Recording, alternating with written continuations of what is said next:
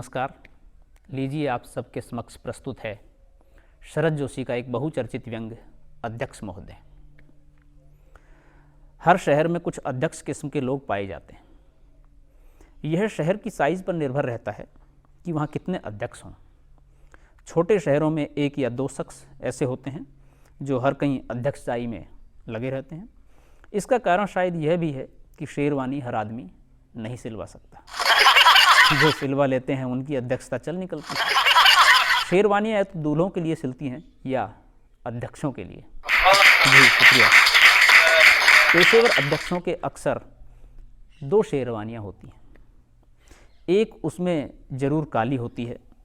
दो शेरवानियों से फ़ायदा यह है कि एक अगर धुलने चली गई तो वे भी अध्यक्षता से इनकार नहीं करते, दूसरी पहनकर चले जाते हैं। यूँ अध्यक्षों को शेरवानी धुलवाने का वक्त नहीं मिलता। मेरे शहर के पुराने अध्यक्षों की शेरवानी से एक खास किस्म की गंध आने लगी है, अध्यक्षता की गंध। यह गंध फूलों के हार और सिगरेट के धुएं से मिलकर बनी है। यह गंध शेरवानियों से लगातार आती है और वे कस्तूरी मृग से मग्न रहते हैं। अध्यक्ष के बारे में कहा जाता है कि वे चुने गए या बनाए गए होते हैं, पर असली अध्यक्ष न बनाया जाता है न चुना जाता है, वह तो पैदा होता है। जी शुक्रिया। नरगिस जब अपनी बेनूरी पर काफ़ी रो लेती है तब आप शहर में जन्म लेते हैं। एक शहर एक अध्यक्ष के या 3-4 अध्यक्षों के भाषण झेलता जिंदा रहता है। लोग मरते जाते हैं और अध्यक्ष जीवित रहकर शोक सभाओं की अध्यक्षता करता रहता है। अध्यक्ष गंभीर किस्म का प्राणी होता है या उसमें यह भ्रम बनाए रखने की शक्ति होती है कि वह गंभीर है। जिस शाम उसे अध्यक्षता करनी होती है वह 3-3:30 बजे से गंभीर हो जाता है। कुछ तो सुबह 9 बजे से गंभीर हो जाते हैं। ठीक भी है, 9 बजे सुबह से गंभीर हो जाने वाला शख्स रात के 8 बजे तक मनहूस हो जाता है, जो कि अच्छे अध्यक्ष होने की पहली शर्त है। अच्छा अध्यक्ष मनहूस होता है, बल्कि कहना होगा कि मनहूस ही अच्छे अध्यक्ष होते हैं। जी शुक्रिया। अध्यक्षता एक मर्ज है, एक बार लग गया तो हमेशा के लिए। असली पेशेवर अध्यक्ष किसी सभा में तभी जाते हैं जब वे वहाँ अध्यक्ष हों। वे लोगों में नहीं बैठ सकते। जब वे निमंत्रित किए जाते हैं ये मानकर चलते हैं कि वे अध्यक्ष होंगे। जी शुक्रिया। जिन सभाओं में ये घोषणा नहीं होती कि अध्यक्ष कौन होगा, उसमें वे आते हैं और आगे की पंक्ति में यूँ भोले बनकर बैठ जाते हैं जैसे महज श्रोता हों। जब उनका नाम प्रस्तावित होता है तो वे आश्चर्य व्यक्त करते हैं और तकल्लुफ़ प्रदर्शन कर बाद में बन जाते हैं। बनाने वाले जानते हैं कि वे अध्यक्ष बनेंगे और वे जानते हैं कि उन्हें बनना है। हर सभा में जब तक माइक और अध्यक्ष फिट नहीं होते, सभा ठिठकी रहती है। माइक के सामने एक अध्यक्ष फिट किया जाना जरूरी है। 50-100 वर्षों बाद तो सभ्यता इतनी विकसित हो जाएगी, खुद माइक वाला अपने साथ अध्यक्ष लाएगा और मंच पर फिट कर देगा। जी शुक्रिया शुक्रिया शुक्रिया, धन्यवाद। अध्यक्ष बनने वाले कई तरह से अध्यक्ष बनते हैं। कुछ चौंक कर अध्यक्ष बनते हैं, कुछ सहज बन जाते हैं, कुछ दूल्हे की तरह लजाते मुस्कुराते अध्यक्ष बनते हैं, कुछ हेडमास्टर की अदा से अध्यक्ष बनते हैं और कुछ ऐसे सिर झुकाए बैठे रहते हैं जैसे कि मंडप में लड़की का बाप बैठता है। अध्यक्षता करता अध्यक्ष हर 5वें मिनट में मुस्कुराता है। ऐसा वह तब करता है जब इसकी कोई वजह नहीं होती। हर 2.5 मिनट पर वह वक्ता की तरफ देखता है, 1 मिनट बाद सामने की पंक्ति में बैठे लोगों को और हर 2 मिनट बाद महिलाओं को।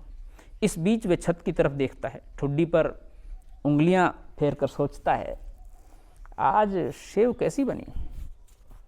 लगातार बदन खुजलाने और बार बार टोपी सिर पर रखने और उतारने की आदत भी अध्यक्षों में देखी जाती है। कुछ अध्यक्ष वक्ताओं को निरंतर आश्चर्य से देखते रहते हैं कि आखिर वह क्या कह रहा है, क्यों कह रहा है, कब तक कहता रहेगा। अध्यक्ष की एक विशेषता होती है कि वह देर तक आता है, वह देर से आता है। वह नहीं तो वक्त देर से आता है। व्यंग देखिए आप, अध्यक्ष की एक विशेषता होती है कि वह देर से आता है, वह नहीं तो वक्त देर से आता है। जी शुक्रिया शुक्रिया, धन्यवाद। शायद दोनों तय कर लेते होंगे कि कौन देर से पहुंचेगा। कई बार दोनों आ बैठते हैं तो पब्लिक नहीं आती। जिस वस्तु पर कंट्रोल लग जाता है उसकी दुकान देर से खुलती है। मगर ग्राहक पहले से भीड़ लगा लेते हैं। जब माल खुले बिकता है उसकी दुकान सुबह से खुल जाती है पर ग्राहक नहीं आता। भाषण एक ऐसी ही दुकान है जो हर कहीं खुल जाती है और ग्राहक लापरवाह हो जाता है। धन्यवाद। अच्छे अध्यक्षों की अदा यह है कि वे प्रमुख वक्ता से असहमत हो जाते हैं। जैसे वक्ता ने अपने भाषण में कहा कि अभी रात है, तो अध्यक्ष महोदय अपने भाषण में कहेंगे कि अभी मेरे विद्वान मित्र ने कहा कि इस समय रात है। और एक तरह से कहा जा सकता है कि रात है, मगर फिर भी एक सवाल हमारे सामने आता है कि क्या यही रात है? धन्यवाद जी। फिर भी एक दूसरा सवाल मेरे सामने उठता है, क्योंकि अगर हम किसी समस्या पर विचार करने चले हैं तो उसकी सभी पहलुओं पर ध्यान दिया जाना चाहिए। तो जैसे वक्ता महोदय ने कहा कि रात है, मैं इसी सिलसिले में कहना चाहूँगा कि हमारी भारतीय संस्कृति में आप कोई ग्रंथ उठा लीजिए, गीता, रामायण, कोई ग्रंथ उठा लीजिए, रात की एक परिभाषा दी है। हमारे प्राचीन ऋषि मुनियों ने रात के विषय में विचार किया है, उसे जाना है, परखा है और उसकी मर्यादा निश्चित की है। जी शुक्रिया। मैं पूछना चाहूँगा, क्या हमारे प्राचीन भारत में रात नहीं होती थी? नहीं, जो लोग ऐसा कहते हैं उनसे मैं सहमत नहीं। यदि सूर्य हमारे देश में पहले उगता है तो रात भी हमारे यहाँ पहले होती है। इस मामले में भारत सदैव पश्चिम से आगे रहा है। ठीक है, मैं मानता हूँ कि समय बदला है, परिस्थितियाँ बदली है, जो बात कल थी आज नहीं है। फिर भी एक समस्या हमारे सामने उठती है कि क्या यह रात है? ये सच है कि सूरज डूब गया है और अंधकार है, पर यही तो पर्याप्त नहीं कि हम कह दें कि ये रात है। दृष्टिकोण में अंतर हो सकता है।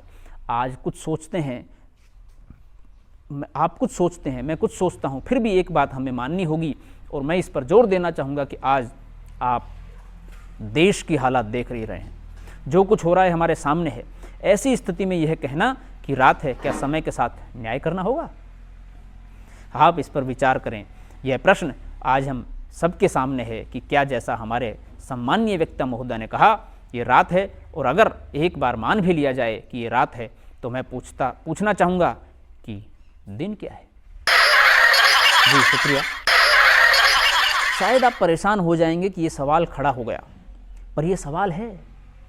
आज देश के सभी सोचने समझने वाले सभी बुद्धिजीवियों के सामने ये सवाल है। मैं वक्ता महोदय का आभारी हूँ कि उन्होंने अपने ओजस्वी भाषण में ये कहकर कि इस समय रात है, एक अत्यंत साम्यिक और गंभीर समस्या की ओर हमारा ध्यान खींचा है और हमें ये सोचने के लिए मजबूर कर दिया कि क्या ये रात है।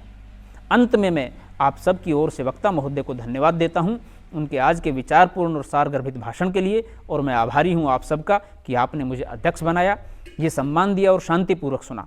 इतना कहकर मैं सभा की कार्यवाही समाप्ति की घोषणा करता हूँ, क्योंकि अब रात काफी हो गई। धन्यवाद। उसके बाद अध्यक्ष महोदय मुस्कुराने लगते हैं। गंभीरता का जो बांध उन्होंने सुबह 9 बजे से बांधा था, एकाएक टूट पड़ता है और वे मुस्कुराते हैं। धीरे धीरे सभा भवन एक विचारहीन दिमाग की तरह खाली हो जाता है। सब घर चले जाते हैं।